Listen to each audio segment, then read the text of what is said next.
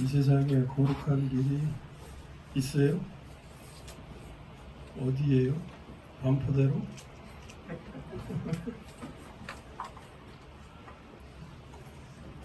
거룩한 길은 하나님의 생명으로 사는 길이 거룩한 길이에요. 그 거룩한 자는 하나님의 생명으로 사는 사람이 거룩한 자예요. 거기서는 악한 짐승을 만날 수 없다고 그랬잖아요. 악한 짐승은 성질이나 교만이나 욕심이 이런 것들이에요. 하나님의 생명으로 사는 삶의 길에서는 성질을 만날 수가 없어요.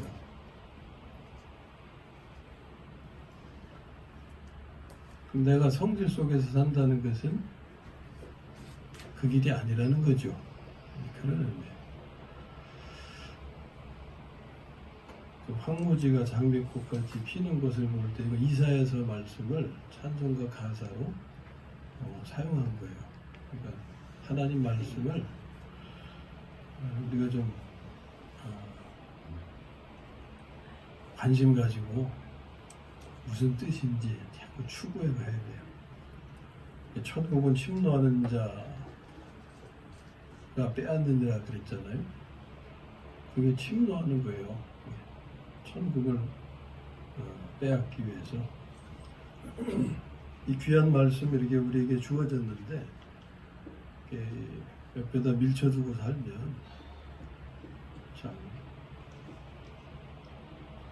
다이아몬드 같은 것을 이렇게 버리고 사는 거나 같은 거죠. 성경에 먼지 끼게 하면 안 됩니다. 그러니까 요즘은 뭐 핸드폰만 있으면, 전화기만 있으면 거기에 성경도 다 수록해서 볼 수 있으니까 성경책은 잘 안 보게 되니까 밀쳐두고 그러면 먼지 끼고 그럴 수 있지만 그래도 이 성경책을 가까이 하시는 게 유익합니다. 오늘도 귀한 찬양 감사합니다.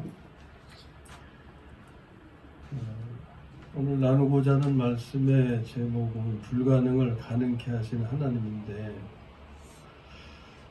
우리에게 이런 믿음이 있으시죠? 우리가 믿는 하나님, 그분은 불가능을 가능케 하시는 분이심을 믿으시죠? 믿어야 돼요. 이게 아브라함의 믿음이었거든요. 우리는 아브라함의 후손이라 그랬어요. 그것은 육체적으로의 관계가 아니고 믿음의 관계예요.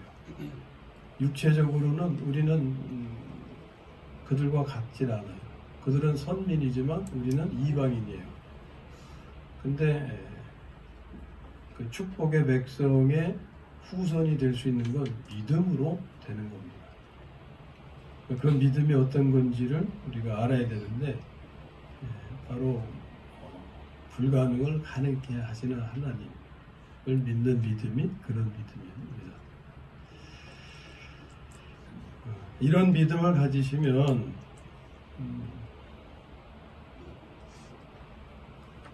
그런 믿음을 가지신 분의 삶은 항상 하나님이 가능케 하시는 삶이 될 것입니다. 어떤 불가능을 만나도 가능케 하시는 삶을 이루실 거예요. 왜냐하면 믿음은 바라는 것들의 실상이라는 말이 있잖아요. 자, 지난 시간에 우리는 복 있는 사람이 어떤 사람이냐 하는 것에 대해서 말씀을 나눴어요. 시편 1편 말씀이었죠. 그때 말씀을 한번 되새겨 보겠습니다. 오직 여호와의 율법을 즐거워하여 그의 율법을 주야로 묵상하는 사람이 복된 사람이다 그랬어요. 이런 사람을 비유하기를 마치 시냇가에 심겨진 나무 같다 했어요. 그래서 그가 하는 모든 일이 형통하다고 했습니다. 그러니까 복 있는 사람은 한마디로 하나님 말씀을 즐거워하여 가까이 하는 사람이다 라는 거예요. 하나님은 이스라엘 백성을 구원하셔서 말씀 앞에 세우셨어요. 그 목적은 종살이 하던 노예를 하나님의 왕자로 만드시기 위함이었습니다. 이스라엘이란 칭호의 의미가 뭡니까? 이스라엘. 하나님의 왕자라는 뜻이에요. 그 이름은 누구에게 주셨었죠? 야곱에게 주셨잖아요. 그러니까 야곱을 하나님이 이스라엘의 왕자로, 하나님의 왕자로 만드시기를 원하셨어요. 근데 그들이 애굽으로 가는 바람에 바로 왕의 노예가 되어가지고 그렇게 살았잖아요. 그 삶이 참으로 고통스러우니까 부르짖게 됐어요. 그래서 하나님이 그 부르짖음을 들으시고 그 백성을 이끌어내신 것이 출애굽 사건입니다. 이끌어내셔가지고 시내산으로 인도하셨죠. 시내산에서 뭘 주셨어요? 십계명 주셨잖아요. 십계명. 말씀을 주신 건데, 말씀을 주신 목적은 변화를 위해서, 변화시키기 위해서.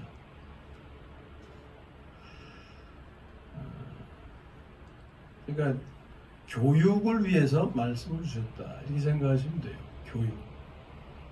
그러니까 성경학교에 입학했다, 그렇게 생각하셔도 좋고, 하여튼 배움을 통해서 변화시키시기 위해서 말씀을 주신 거예요. 여기서도 하나님이 이루고자 하시는 것은 종살이 하던 노예를 이제 하나님의 왕자로 만드시려고 한 거예요. 그래서 말씀을 주셨는데, 말씀을 주실 때 십계명을 주시기에 앞서서 하신 말씀이 바로 오늘 우리가 대하는 이 짧은 본문이에요. 자, 거기서 2절 말씀을 다시 보면, 나는 너를 애굽 땅 종되었던 집에서 인도하여 낸 내 하나님 여호와니라 하신 말씀이에요. 자, 이게 십계명하고 무슨 관계가 있겠어요? 우리가 십계명은 잘 아시죠? 근데 그 앞에 하신 이 말씀은 잘 기억 못해요. 왜 여기에 이 말씀이 있는지도 또 잘 모르고, 알려고 하지도 않고, 생각도 안 하고, 그냥 십계명으로 바로 들어가 버리죠. 그래서 10가지 계명이 뭔가 이것을 알려고, 외우려고 막 이렇게 이제 하는데, 이 말씀을 알지 못하면요, 십계명의 의미가 없어요. 십계명도 모르는 거예요. 하나님이 십계명을 주신 것은 목적이 있으시죠. 그 말씀을 통해서 우리에게 이루고자 하신 목적이 있어요. 그건 다른 게 아니라 우리를 변화시키시려는, 그래서 하나님의 왕자로 만들어 가시려는 그런 의도가 있거든요. 그런데 그래서 이 십계명과 많은 말씀을 주셨는데, 이 앞에 이 간단한 이 말씀을 모르면 십계명의 의미도 모르고, 왜 이 말씀을 주셨는지도 모르고, 아무것도 몰라요. 그냥 지식적으로 십계명을 외우기만 하고 할 뿐이지. 그래서 오늘 대하는 이 본문 이 말씀은 십계명이 아닌 것으로서 상관이 없고 무가치한 것 같이 생각되는 이 부분이 가장 중요한 것이다 하는 것을 우리가 나누려고 하는 겁니다. 이 말씀의 뜻은 이런 거예요. 잘 들으시고 이해하시고 또 마음에 담게 되시길 바랍니다. 자, 하나님은 지금 나는 너희들이 변하기를 원한다 하는 거예요. 그래서 나는 반드시 너희를 변화시킬 것이다. 야곱에게 이스라엘이라는 이름을 주실 때부터 이미 그런 의지를 가지고 계셨어요. 그런데 사람 편에서는 어떻게 생각하느냐? 자기들이 하나님이 원하시는 대로 변화되는 것이 불가능하다고 생각해요. 그래서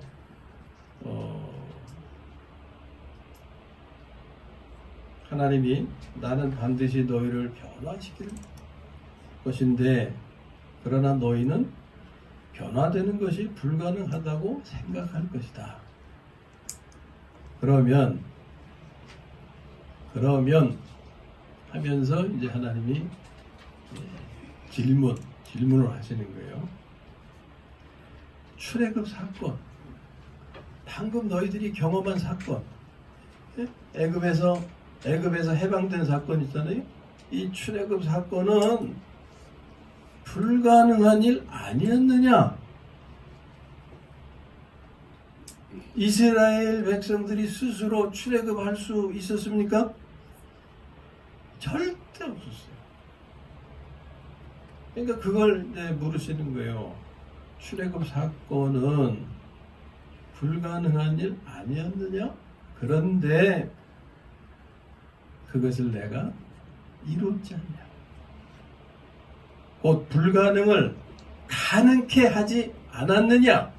그러니까 그 사실을 너희가 인정한다면 너희가 불가능하리라고 생각하는 것을 하나님께서는 반드시 이루실 수 있음을 믿으라 는 거예요. 예. 얼마나 중요한 의미입니까? 이걸 깨닫고 믿을 때 이제 십계명의 말씀, 십계명뿐만이 아니라 많은 모든 말씀을 그렇게 대할 수가 있는 거예요.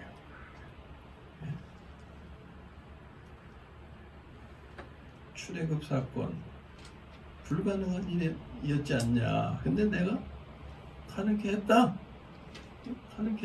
그럼 앞으로 너희들을 위해서 행할 모든 일도 너희들은 불가능하다고 생각할지 모르지만 내가 할 수 있지 않겠냐?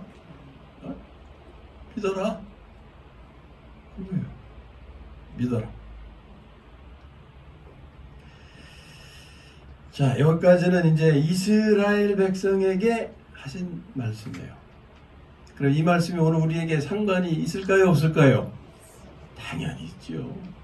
오늘 이 말씀 우리를 위해서 주신 거지 이스라엘을 기억하라고 주신 말씀이 아니에요. 오늘도 우리에게 십계명을 주신 거 아닙니까? 예?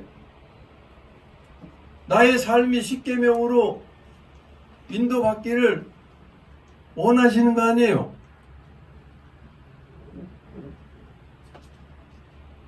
그러니까 이 말씀은 오늘 구원받은 우리에게 하시는 겁니다.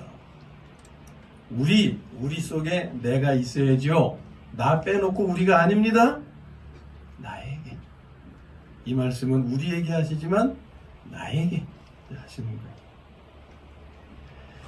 자, 하나님은 이스라엘에게와 마찬가지로 우리를 변화시키시기를 원하시겠죠. 그러므로 내가 원하기만 하면 반드시 변화시켜 주실 것입니다. 내가 원치 아니하면 하나님은 일하시지 않아요. 그러나 내가 원하면 하나님, 제가 간절히 원합니다. 이루어 주시옵소서. 아멘? 아멘. 그런 마음으로 하나님 앞에 다가가시면 반드시 이루어 주십니다. 그래서 우리를 말씀 앞에 세우셨어요. 자, 그런데 이스라엘과 마찬가지로 우리도 내 자신이 변화되는 것이 불가능하다고 생각한단 말이에요. 이거는 아무도 못 고쳐. 지금까지 나도 고쳐보려고 애를 써왔는데 못한 것인데, 이건 부모님도 못하고 호랑이 선생님도 못하셨고 이건 목사님도 못해. 이건 하나님도 못하죠. 예?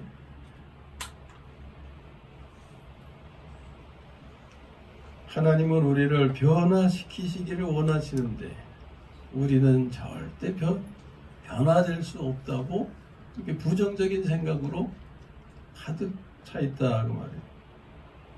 이러한 우리에게 하나님은 똑같이 말씀하시는 거예요.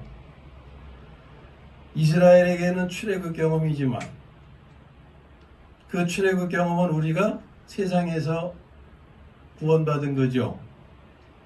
다른 말로 하면 예수님을 믿게 된 사건이에요. 자, 우리는 지금 예수님을 믿는 자리에 앉아 있습니다. 이전에 여러분들은 믿지 아니하실 때 여러분들이 예수님을 믿을 거라고 생각하셨어요? 예? 예수님을 믿을 거라고 생각하셨다가 이렇게 오셨냐고요? 예수님 믿는다는 그 자체가 불가능이었어요. 예? 지금도 얼마나 그렇습니까? 예수님을 믿게 하는 것이 얼마나 어려운지. 예? 그 어려운 것을 나에게는 하나님이 허락하셨단 말이에요. 이제는 예수님을 믿지 말라고 하셔도 할 수가 없으실 거예요. 그렇죠? 이제는 뒤로 돌아갈 수도 없고 앞만 보고 달려가야 돼요. 이왕 부르심 받아서 가는 길 앞장서서 높이 올라서 가셔야죠. 하나님이 축복하신 것을 소유하고 누리고 또 전하면서 그렇게 가셔야죠. 자, 예수 믿으려고 생각지도 않았고 전혀 믿으려고 하지도 않았던 나를 예수님을 믿게 하셨다고. 이게 불가능을 가능케 하신 거죠. 이게 기적이죠. 예? 이게 정말 기적이죠. 나로 하여금 예수님을 믿게 하신 사건. 이것이야말로 큰 기적이고 불가능을 가능케 하신 건데 그렇게 물으시는 거예요. 예수를 믿게 한 사건은 불가능한 일 아니었느냐. 그런데 그것을 내가 이루었다. 곧 불가능을 가능케 한 것이다. 그러니까 그 사실을 너희가 인정한다면 너희가 불가능하리라고 생각하는 것을 내가 반드시 이룰 수 있음을 믿으라 고 말씀하시는 거예요. 이것이 아브라함의 믿음이었습니다. 로마서 4장 17절에 그 부분만 말씀드려요. 그가 믿은 바 하나님은 죽은 자를 살리시며 없는 것을 있는 것으로 부르시는 이시니라. 아브라함의 믿음을 간략하게 전해주고 있는데 정량 두 가지예요. 하나는 죽은 자를 살리시는 하나님. 또 하나는 뭐예요? 없는 것을 있는 것으로 부르시는 하나님. 하나님을 이렇게 알고 믿었다 그 말이에요. 그러면 구체적으로 어떤 거냐? 죽은 자를 살리신 하나님이란 것은 사실 아브라함과 사라의 몸은 죽은 몸이었잖아요. 아이를 낳을 수 없는 몸이었어요. 생물학적으로 아브라함은 100세, 사라는 90세. 생물학적으로는 이미 기능이 다 죽은 그런 몸이었어요. 근데 거기서 생명을 주셨잖아요. 이삭이라고 하는 아들. 이삭이라고 하는 아들. 없는 존재를 하나님이 있게 하셨다 그 말이에요. 그리고 죽은 몸에서 없는 것을 있게 하셨으니 생명이 나게 하셨으니 그건 바로 아브라함의 믿음의 열매였다 하는 겁니다. 자기 자신들의 지금 상태가 100세, 90세인데 하나님은 아들을 주시겠다 계속 말씀하시는 거예요. 아들을 주시겠다. 그걸 믿었어요. 그래서 하나님은 죽은 몸에서 생명을 생기게 하셔서 없는 것을 있게 하셨다는 거예요.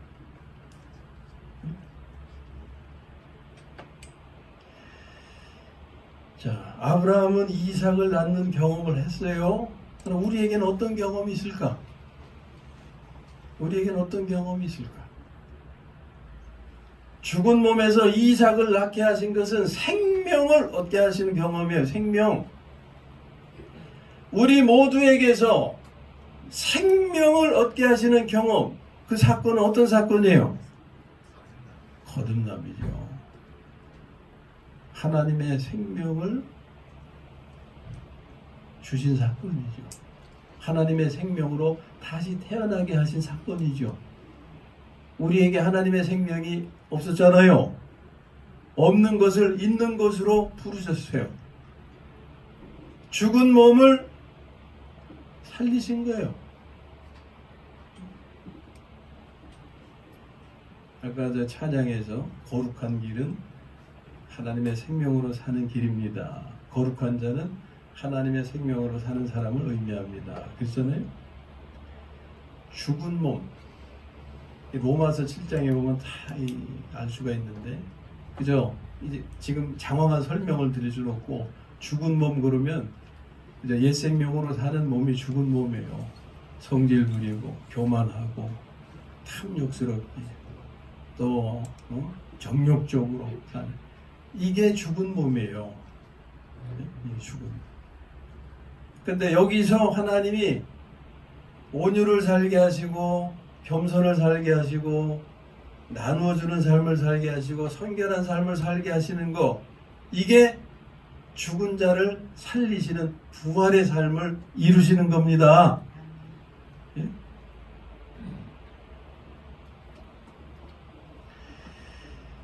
죽은 몸인 우리에게서 생명이 생기게 하나님의 생명을 담아주셔서 새 생명으로 태어나게 하신 사건, 이게 바로 불가능을 가능케 하신 하나님이시죠.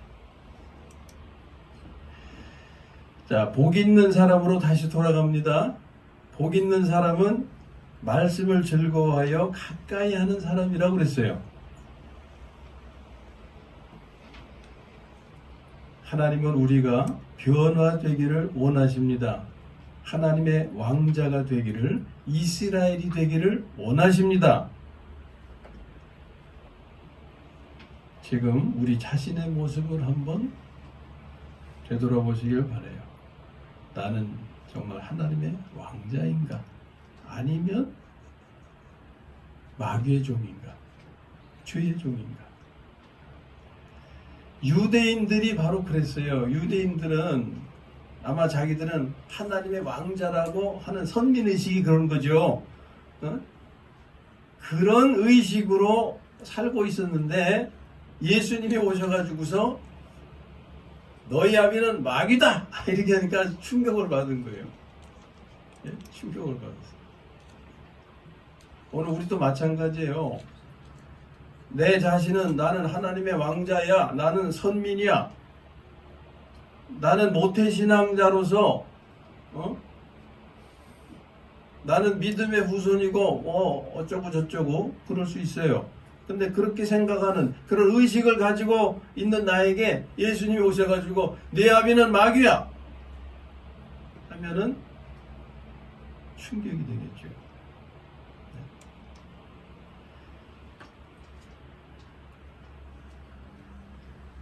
내가 지금 하나님의 왕자의 삶을 사는지 아니면 마귀의 종으로, 죄의 종으로 살고 있는지,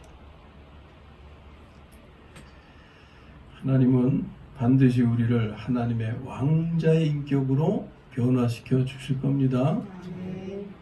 믿고 따라가시면 돼요. 우리가 때때로 많은 시간 마귀의 종으로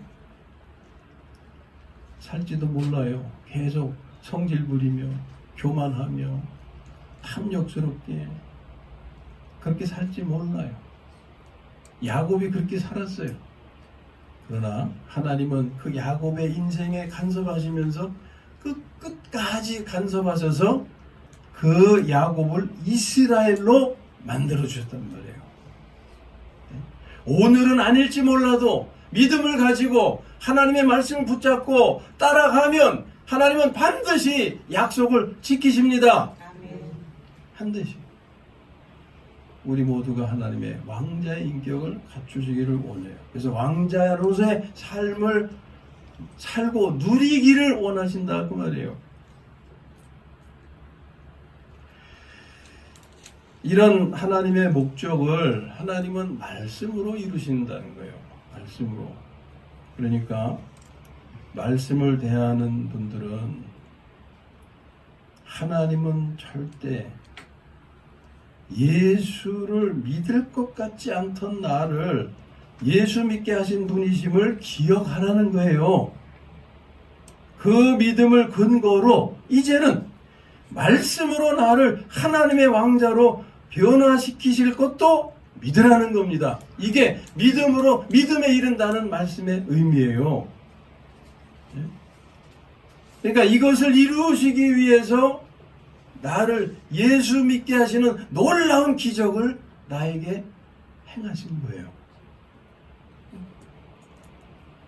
내가 믿어주는 것이 아닙니다. 내가 교회 나와주는 게 아닙니다. 어릴 땐 그렇게 생각할 수 있어요. 그런데 말씀을 통해서 깨달으라 그 말이에요. 내가 너를 불렀다. 내가 너를 택해서 너를 불렀다.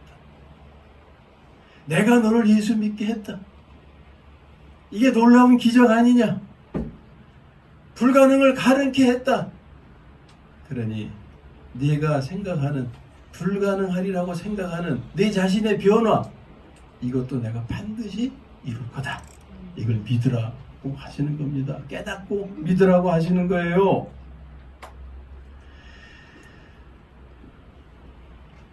우리가 하나님의 말씀을 믿어야 하는 이유는 그 말씀이 믿는 자 안에서 역사하시기 때문입니다. 데살로니가 전서 2장 13절 말씀이에요. 이러므로 우리가 하나님께 끊임없이 감사함은 너희가 우리에게 들은 바 하나님의 말씀을 받을 때에 사람의 말로 받지 아니하고 하나님의 말씀으로 받음이니 진실로 그러하도다. 이 말씀이 또한 너희 믿는 자 가운데서 역사하느니라. 아멘. 잘 아시는 거잖아요.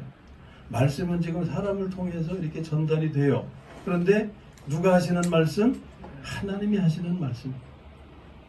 하나님의 말씀으로 받으면 믿는 자 안에서 그 말씀이 역사하신다는 거죠. 사람이 스스로는 할 수 없으나 하나님은 하신다고 하셨잖아요. 마태복음 19장 26절에 부자 청년이 어떻게 하면 영생을 얻을 수 있습니까? 예수님에게 나와서 물을 때 내 소유 팔아서 가난한 자에게 나눠주고 이런 말씀 있잖아요. 그런데 그 관문을 통과하지 못하고 갔어요. 근데 부자 청년이 계명을 잘 지키는 십계명을 하나도 어기지 않고 잘 지키는 사람이었어요. 그런데 그만 돌아가고 말았어요. 그랬더니 예수님이 하신 말씀이잖아요. 부자가 천국에 들어가는 것이 낙타가 바늘구멍에 들어가는 것보다 어렵다. 그랬잖아요. 다 아시죠? 근데 그 다음에 하신 말씀이 뭐예요? 사람으로서는 할 수 없으나 그때 하시는 말씀이에요. 예수께서 그들을 보시며 이르시되 사람으로는 할 수 없으나 하나님으로서는 다 하실 수 있느니라. 아멘? 이런 믿음을 가져야 된다. 이것을 믿으시기를 바랍니다. 그리하면 믿음대로 된다는 것이 하나님 말씀이죠. 말씀을 즐거워하고 가까이 하여 말씀하고 친구가 되시기를 권면합니다. 그리고 말씀 듣기 위해서 힘쓰시기를 바랍니다. 그러려면 예배 참석에도 힘쓰시고요. 오후 예배도 참여하시고 수요 예배도 참여하시고 새벽 기도도 참여하시고 우리 교회 예배 많지 않잖아요. 근데 멀리서 새벽 기도 오시라는 거 아니에요. 가까이 계신 분들은 힘쓰시라 그 말이죠. 멀리서 오시는 분도 계세요. 저기 어디요. 지금승 권사님은 수요 예배도 오시더라고. 오시지 말라 그래도 오시던데. 인간적으로 생각하면 딱해요. 다리도 좀 불편하신데 그 멀리서 그냥 오시는 거고. 근데 그분 스스로가 그렇게 하시는데 어떻게 말래요? 하나님의 은혜죠. 그게 천국을 침노하는 자세고, 그렇게 그 길을 따라가다 보면 반드시 하나님이 열매가 되어 주실 줄로 믿어요.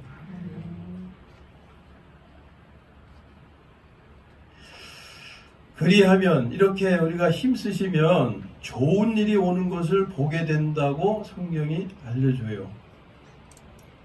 예레미야서 17장 말씀인데 이것은 이제 반어법으로 표현을 됐어요. 이렇게 하면 하나님이 보내시는 좋은 것을 보지 못한다. 그런데 그렇지 않으면 좋은 것을 보게 된다. 이런 의미로 표현한 말씀인데 잘 들어보세요. 여호와께서 이와 같이 말씀하시니라. 무릇 사람을 믿으며 육신으로 그의 힘을 삼고 마음이 여호와에게서 떠난 그 사람은 저주를 받을 것이라. 이 저주라는 표현을 들으면 좀 위축이 되죠. 이 저주라는 게 그냥 옛 생명으로 사는 삶 자체가 그러는 거예요. 성질대로 살고 교만하게 살고 욕심쟁이로 살고 그러면 그 자체가 저주인 거예요. 근데 누가 그렇게 사느냐? 사람을 믿으며 육신으로 그의 힘을 삼고 마음이 여호와에게서 떠난 그 사람, 하나님을 의지하지 않는 사람이죠. 일단 그 뒤에 말씀 읽어드리겠어요. 그는 사막의 떨기나무 같아서 좋은 일이 오는 것을 보지 못하고, 그러나 무릇 여호와를 의지하며 여호와를 의뢰하는 그 사람은 복을 받을 것이라.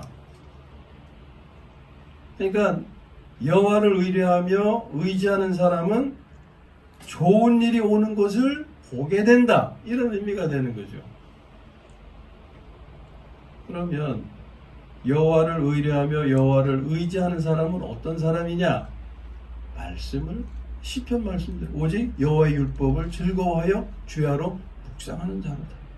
하나님의 말씀을 즐거워하여 가까이 하는 사람이 하나님을 의지하고 의뢰하는 사람이다. 그 사람이 복 있는 사람이다. 그 사람이 좋은 일이 오는 것을 보게 될 사람이다. 그런 거예요.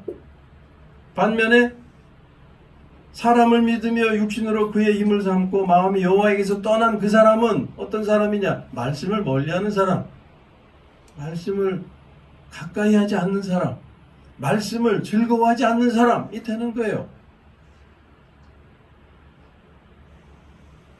끝으로 그는 물가에 심어진 나무가 그 뿌리를 강변에 뻗치고, 이게 하나님의 말씀을 즐거워하고 가까이 하는 사람이죠. 하나님을 의뢰하고 의지하는 사람.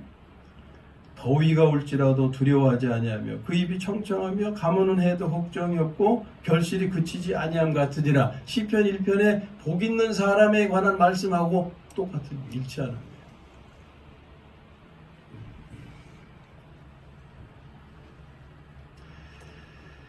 좋은 일을 기대하고 하는 것이 아닙니다. 하나님의 말씀을 믿고 따르다 보면 좋은 일이 오는 것을 보게 되는 거예요. 모든 일이 다 형통하리로다 그랬잖아요. 지난 주일에 우리 두 분의 예를 들었잖아요. 이혁병 권사님이 미국에 가게 된 동기가 하나님의 말씀을 사모하고 추구하고 배우려고 하는 그런 과정에서, 또 우리 딸아이도 하나님의 말씀을 가까이 하다 보니까 그런 일이 생긴 거예요. 이런 일을 기대하고서 뭘 그렇게 시작한 게 아니단 말이에요. 그냥 제 목사인 제가 이렇게 하셔야 됩니다. 이렇게 하시죠. 예? 신방 가면은 꼭 그런 권면을 했어요. 말씀. 그러면은 직장에서 직장 일을 시작하기 전에 잠깐이라도 말씀 보고 기도하고 시작하고 그걸 실행하셨다고요. 그냥 된 게 아니에요. 그런 분이니까 계속 말씀을 던져드리면 말씀 흡수하는 거예요, 흡수. 그래서 그 같이 일하는 병현 씨 세례 준비하는 과정에서 교회 와서 세례 준비하십시오. 매주는 힘드니까 2주에 한 번 오세요. 근데 거의 빠지지 않고 그렇게 착실히 준비하는데 그 권사님이 같이 동행해서 같이 성경 공부를 하시더라고요. 아니, 직분이 권사예요, 권사. 권사면 안 해도 된다고 생각할 수 있잖아요. 세례 준비하는 사람 성경 공부하는데 권사인 내가 뭘 가? 근데 아니에요. 성경 공부하고 싶어서 같이 오셔가지고 성경 공부했어요. 많은 유익을 얻었어요. 많이 깨달았어요. 많이 성장했어요. 그러는 과정에 하나님이 그 길을 이렇게 인도하신 거예요. 우리 은혜도 성경을 좀 읽어라. 하나님 말씀을 가까이 해야 된다. 계속 권면하니까 읽고는 싶은데 어려워, 성경이. 그러니까 지가 또 하나님이 또 이렇게 지혜를 주셨는데 하늘 양식을 어떻게 발견해가지고 하늘 양식은 매일 이렇게 내용이 있잖아요. 그러니까 매일 그 내용을 가지고 지 나름대로 시간을 채우더라고요. 그러더니 모르는 거 물어보고 또 성경 공부하자고 그래서 하고 그러니까 많이 깨달아지고 독일 가면서 그 가는 과정에서 하나님의 하시는 일들이 말씀하고 연결되니까 막 깨달아지는 거예요. 그러니까 입이 터져버렸어요, 얘가. 거기서 막 전화하고 막 이렇게 하면요. 언제 제가 저렇게 말을 잘했지? 할 정도로. 근데 그 말 내용이 다 신앙적인 얘기예요.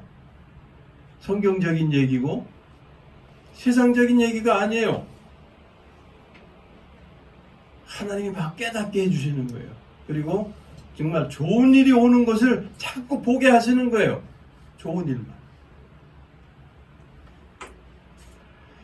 그래서 여러분들에게 참 안타까운 마음, 간곡한 마음, 간절한 마음으로 계속 권면을 드리는 거예요.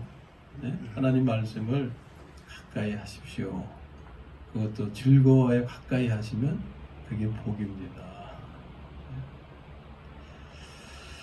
하나님은 말씀하시고 말씀하신 대로 행하신다고 성경이 말씀하시죠. 창세기 21장 1절 2절 말씀이에요. 이런 것들을 말씀을 소개해 드릴 때 마음에 잘 이렇게 좀 간직하시면 도움이 돼요.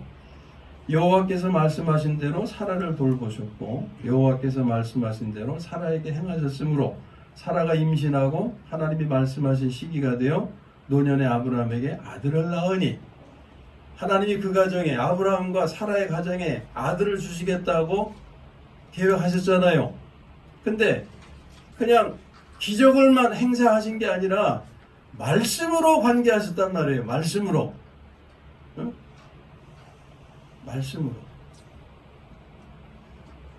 그래서 여기 그렇잖아요. 여호와께서 말씀하신 대로 사라를 돌보셨고 그리고 말씀하신 대로 사라에게 행하셨으므로 이 아들을 주신 거죠. 그래서 사라가 임신하고 아들을 낳았다. 여러분들이 말씀을 하나의 씨앗으로 여러분의 심령에 뿌려가실 수 있길 바랍니다. 잉태의 씨앗이 될 줄로 믿어요. 말씀을 잉태하시기 바랍니다. 그러면 반드시 그것이 아브라함의 가정에 이삭이라는 아들로 나타났듯이 그 말씀을 믿는 믿음의 씨앗이 우리의 삶에 하나님의 축복의 열매로 반드시 나타나게 될 줄로 믿습니다. 믿음의 열매. 네, 말씀을 마치겠어요. 아무쪼록 하나님의 말씀을 즐거워하여서 그 말씀을 가까이 하는 그런 사람이 복된 사람이라고 하시잖아요.